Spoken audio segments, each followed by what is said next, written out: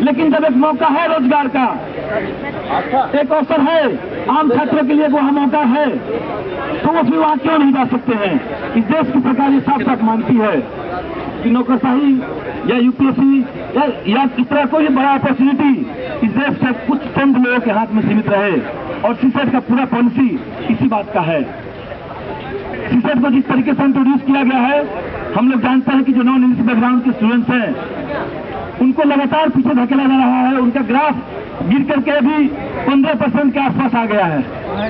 जो ह्यूमैनिटीज के सब्जेक्ट के लोग हैं उनका ग्राफ गिर के 15% आ चुका है। उसमें सिर्फ मेडिकल के स्टूडेंट्स, सिर्फ आईआईएम करने वाले स्टूडेंट्स, सिर्फ आईआईटी से पढ़ने वाले स्टूडेंट, उनके लिए यूपीएससी होगा। इस तरह के लोग जाते हैं इन संस्थानों में। हम ये सवाल करना चाहते हैं, इलाइटेशन मुर्दाबाद, मुर्दाबाद, मुर्दाबाद। ये यूपीएससी के भीतर एक एलिट क्राइटेरिया, एलिट लोगों के लिए क्राइटेरिया समाने का मामला है, उसको आगे किया गया है। और जिस तरीके से इस देश की सरकार पूरे देश में माइनॉरिटी विचंटिंग चला रही है, जो अल्पसंख्यक समुदाय के लोग हैं उनके ऊपर लगातार दमन चल रहा है, वही मोर्चा इस देश में अवसरों के ऊपर भी खोला गया है। अवसरों पर भी एक माइनॉरिटी विचंटिंग है, अरबी फारसी को बाहर करना। हम सीधे सीधे मानते हैं कि एक कम्युनल मामला है, एक माइनॉरिटी विचंटिंग का मामला है।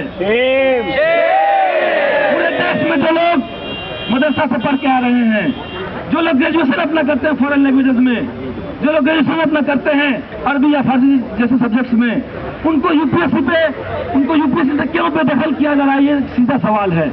लेकिन देश की सरकार के पास इसका कोई जवाब नहीं है। जेएनयू स्टूडेंट यूनियन की तरफ से हम तमाम सारे लोगों को यहाँ पे लाल सलाम करते हैं, जो अलग अलग जगह पे लोग आए हैं। साथ ही साथ जो एमयू से साथी आए हैं, उनको पूरे दिल्ली के जो छात्र समुदाय है, जो छात्र आंदोलन है, उनकी तरफ से हम लोग उनको लाल सलाम करते हैं।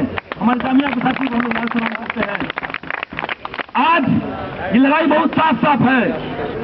इस लड़ाई में यूपीएससी के भीतर कुछ सब्जेक्ट को शामिल कर लेने का मामला नहीं है। हम लोग उसको एक बड़े पैमाने पर देख रहे हैं, और वो पैमाना है आम छात्रों का शिक्षा का अधिकार, आम छात्रों का रोजगार का अधिकार। और वो अधिकार हम यूपीएससी तक फैलाएंगे, यूपीएससी तक वो अधिकार लेकर रहेंगे। ये हमारा चैलेंज है।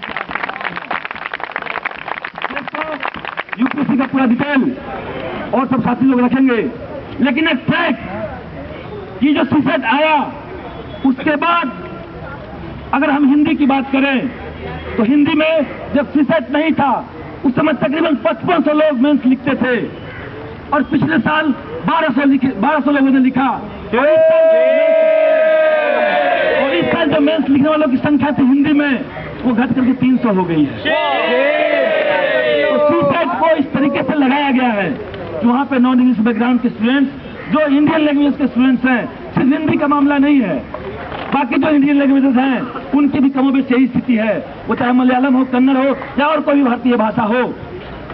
इसके साथ साथ जो फॉरेन लैंग्वेजेस को निकाला गया है, पूरे देश में दावे चल रहे हैं, कई तरह के दावे चल रहे हैं।